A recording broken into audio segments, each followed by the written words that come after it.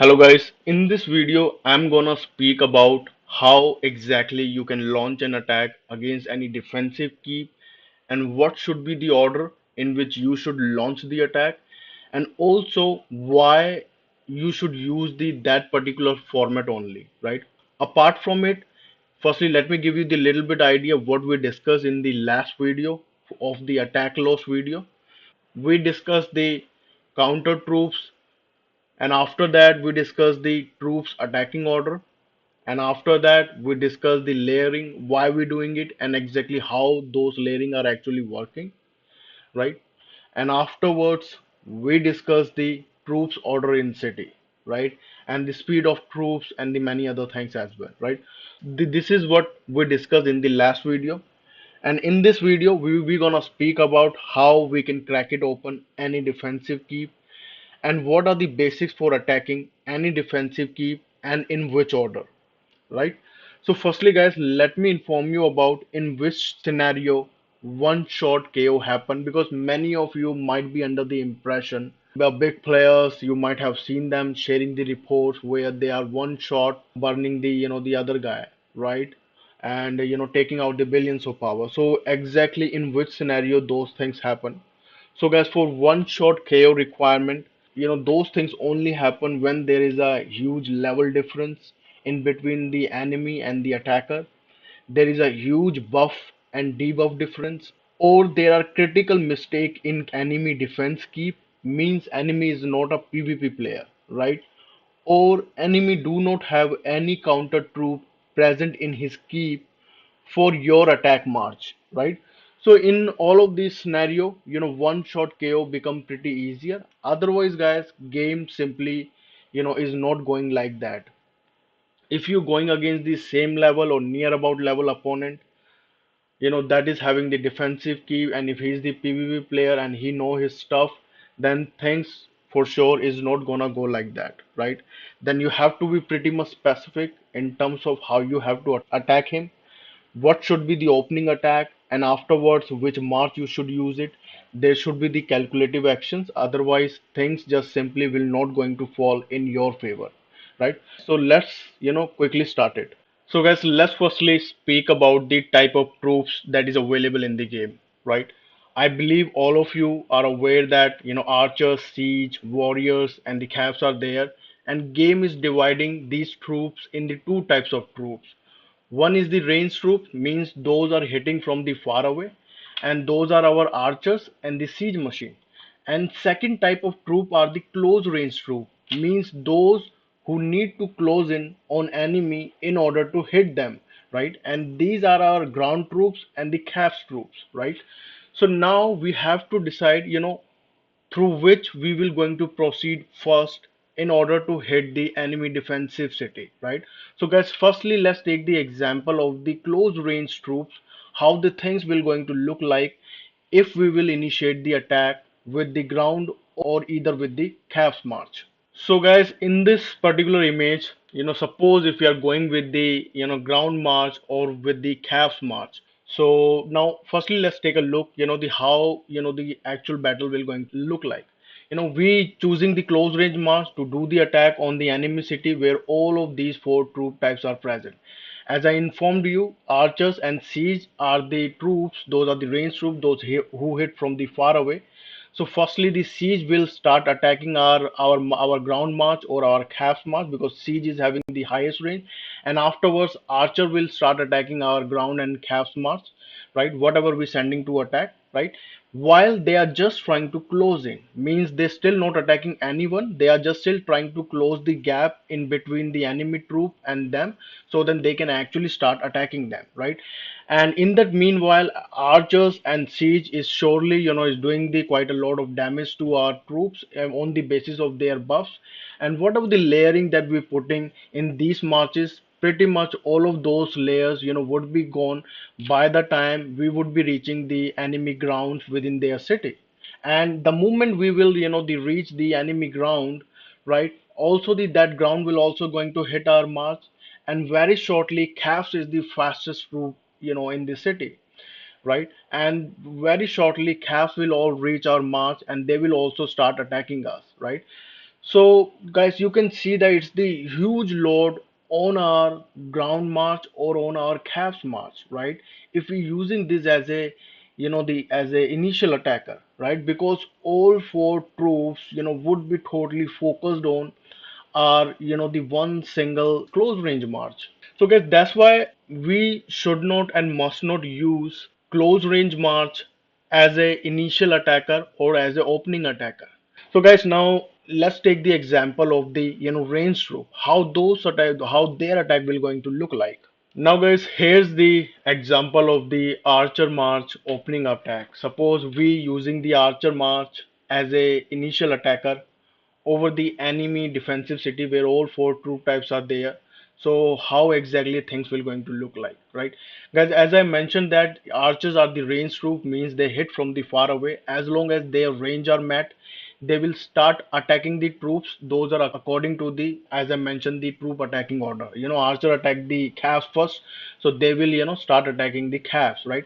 And in that meanwhile, even before archers start attacking from the enemy keep, there would be the only one troop that would be hitting our archers, and that would be the enemy siege machine, because siege is having the much higher range than the archers, right? So siege would be the only troop from the enemy keep that would be hitting our archers, while our archers is taking out the enemy calves, right? So you can see it is the pretty much the one versus one scenario in the archers, right? And we not taking the any huge kind of the damage, right? And even when siege is attacking our our archer march, we would be having the the small layers. So firstly, siege will going to take out the our small siege layers, then afterwards they're gonna move to the archers. So we would be having the some sort of defense for the initial round of the attack, right? And afterwards, when we are attacking the enemy caps, in that meanwhile enemy archers will also going to attack our small layers of caps, right? So you can clearly see now, it's the perfect one versus one scenario. We're not taking the huge load. Even if you do not have the much greater buffs, still you have the pretty much good chance of taking out the one whole troops from the enemy layer, right, guys? And this is the reason why we use the ranged troop in the opening attack. And guys, one more thing, if suppose you are below the 1 billion, or the around the 1 billion power, then you don't have to much worry about the siege machine, because below 1 billion or around the 1 billion power players, right, do not have the effective siege machine within their keep. So it would be almost like the you just freely hitting the calf's march, while no troops in there is there in the enemy keep that is actually hitting the archer march, right? So that's why guys, the archer work pretty effectively if you use that as a the opening attacker, because most of the time it is only the one versus one scenario. And guys, this is the reason why in the many new servers and why archer march is so popular, because this is the basic fundamental of PvP, right? To initiate the attack on any defensive keep, the archer is the basic thing, right? But suppose if we are speaking about the big player guys, right, then things will not go it like that. Because if I will speak out the pretty much big player, high level players, what they're doing, they're using the siege in the pretty much effective manner, exactly the double amount of the siege would be there within their keep in the much higher number compared to the any other troop. And they have the the pretty much good defense stat over the all of these troops, and even over the siege machine as well, right? So in those scenario, what happened that the siege do not let archer march to work properly. They just completely obliterate the archer march if that is not the good buff march. And even if that is the good buff march, still those siege will not let the archer march to work properly. Means even if they do not ghost their calves, still archer will not be able to take out the calves from the enemy keep, right? So on those scenario, let me show you the other the opening attack, then how the things happen. Now guys, this is the image for the siege march as a opening attacker, right? Now for the big caves where the good quantity of siege are there with the right setup, and with the good buff, we usually do the siege versus siege, because the enemy siege is not letting our archer mass to work effectively even against the calves. so that firstly you can take out their siege, and then afterwards, you can come up with the archer march to take out their calves, because siege is preventing the archer march to take out the calves from the enemy keep, right? So guys, this is the siege scenario, right? And in the siege scenario, you can see it's the completely the one versus one, because they have the pretty much higher range, so no other troop interrupt in between the siege versus siege scenario, right? Now, guys, before speaking about the full hitting order, firstly let me speak about little bit more about how Siege March is actually functioning, right? I already informed you Siege March as a opening attack, how that is working. So, Siege March, is specifically there so that, we can directly target the enemy siege within the loaded city. And siege hitting order is, siege firstly target the enemy siege, and once all those siege are gone, then afterwards siege target the archers, right? So if in case, there is any enemy city where, siege quantity is pretty less, or there is no siege available, then siege will directly kill the archers within the loaded city. Means where ground troops are there, even the caps are there, then siege will directly gonna target the archers if siege machines are not there. So guys, siege is specifically there to kill both of these troops within the loaded city. And guys, siege is mostly effective against the siege and archers only, right? So if you would like to kill the siege and archers from the loaded city, you can use the siege. And guys, in my hitting order, I'm gonna exclude the all the possibilities that could be related to the siege march. And the reason is why, because most of the players within the game do not possess the siege march, right? And basically siege comes into the picture, in most of the time in later stage of the game, when players are there at the some certain level, they have the big keeps available, they are going against the big keeps only. In those scenarios, siege march become widely usable, and players those are making the siege march and understanding the value of siege march, I think that by that time they already aware how the whole hitting order goes on, what all are if and but scenarios, right? So in my hitting order, I'm gonna exclude the possibilities those are through the siege, and we'll only gonna speak about the basic information that will help you out in cracking the any defensive key. So now guys, let's move towards our hitting order. So guys, as now you're aware about the opening attack as well, right? So this is our hitting order, right? And I'm excluding the siege possibility because many players do not have the siege march. Considering all those factors, I'm delivering this particular order, and this is the basic format, right? And it's not like this is only there for the solo attack. Depending on your enemy keep size, you can use the same order for rally as well, right? So firstly, as all of you know, I suggested the archers, to take out the calves, and afterwards you have to go with the calves march, because calves are strong against the ground troop. Those are the front layer of enemy defense keep, as calves are gone from the that particular keep. So even if that is not the extraordinary buffed calves march, even if the decent buff are there compared to the enemy defense stat, you can easily take out the ground from the enemy keep, right? And afterwards you go with the ground march, right? Once all the caps and grounds are gone, you simply go with the ground march. As I informed in my counter troops in my previous video, ground are strong against the archers as well, and also against the siege machine as well, right? So grounds can easily take out the both archers and the siege machine. So third attack you should do with the ground troops. And guys, I'm speaking about absolute basic information, and I'm not speaking about any if and but scenario, like if enemy is ghosting this troop. I'm not speaking about any of those scenario. So if you see any defensive keep where all four troop types are present, then you just simply go with this particular setup, right? And simply why this particular setup? Only because every time we are targeting the weaker troop. So pretty basic stuff to crack down the whole keep, and to zero the whole defensive keep, right? So now guys, let me show you the few reports so that you can have the much better understanding.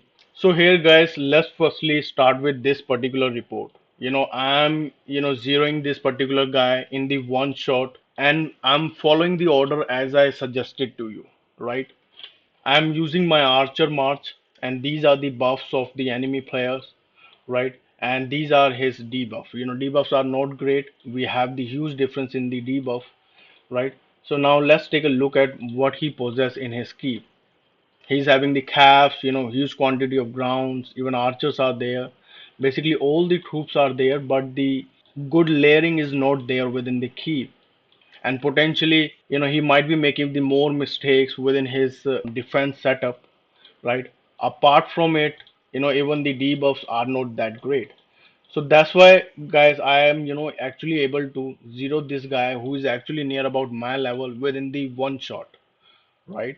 Even if in case, right now I'm using the archer march, even if suppose I would have used my calf's march that is also around the same buff, I would have zeroed this player pretty easily, right? As I informed in the initial part of the video, if in case enemy is making any mistakes in his defense keep, right, or there are the huge buff and debuff difference, then pretty much you can one shot the player, even if in case you not going with the the correct order, right? So now afterward in the second attack, he had the one march outside. I thought those are the archer march, so I use my ground, but that turns out to be the 1.6 million mounted troop, right?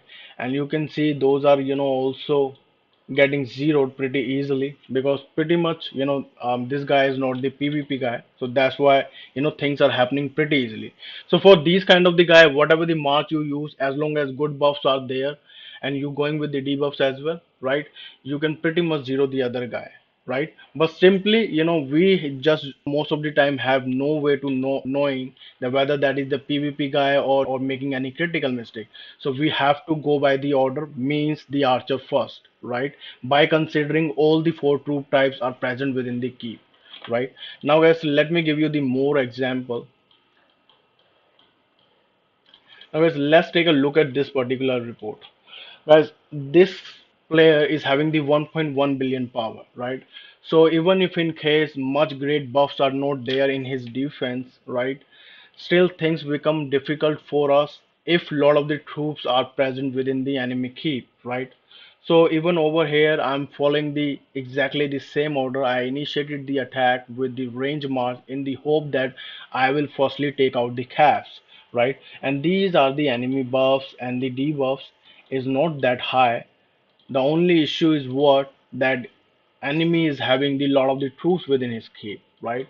So firstly, I took out all of his calves, the 1.8 million, 1.9, around the 2 million calves, T12 calves, T11, all the calves from the top to bottom I took out, right?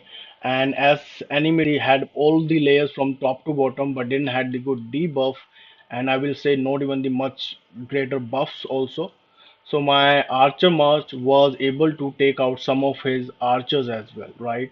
You can see the damage are there even over the archer as well, because archer firstly target the calves and afterwards the archers itself, right?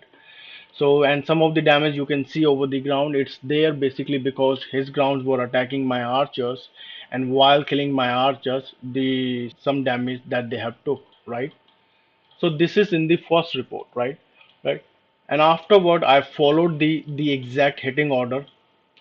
I goes with my I went with my calf's march, right? This is my calf's march, in the hope that I will take out the ground troops, right?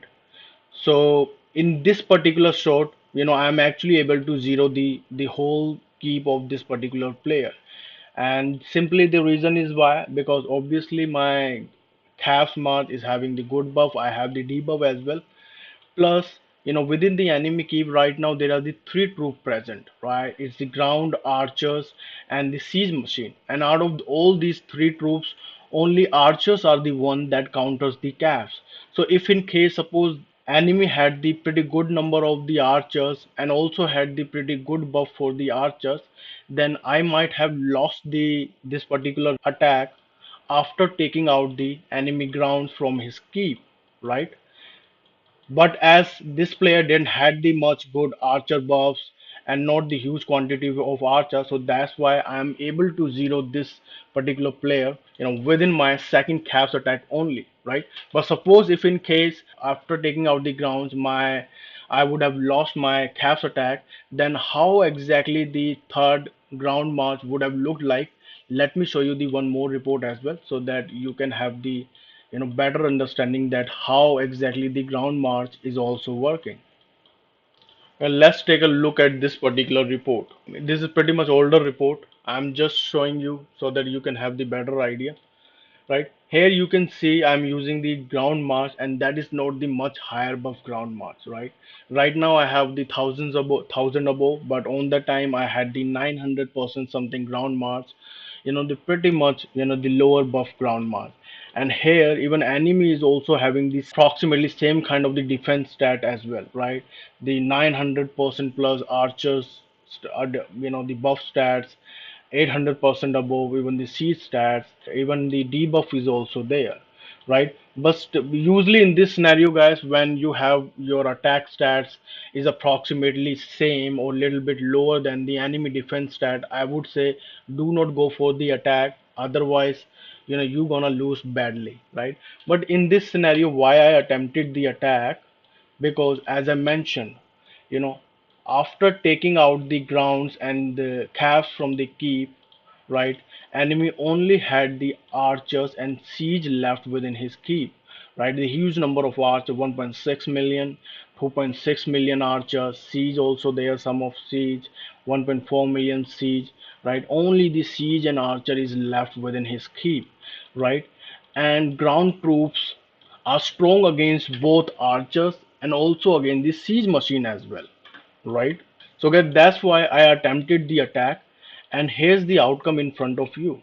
That even with the that much buff march, in the enemy city, I'm able to generate the pretty much good outcome, right? You can see I'm, the pretty much losing approx to nothing, and while the enemy player is losing the 400 million power, right? Even with the that kind of the buffed ground mass. So guys, that's why every time in the hitting order I have suggested you the counter troops only, right?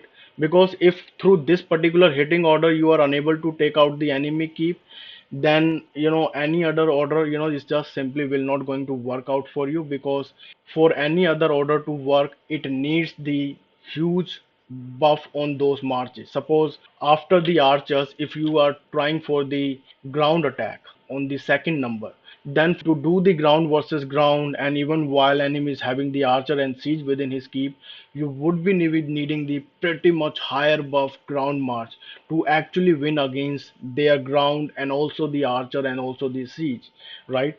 But if guys your spending is limited, then definitely those kind of the buffs would not gonna be there. So you just simply go with the counter troops. Those are the calves to take out the grounds.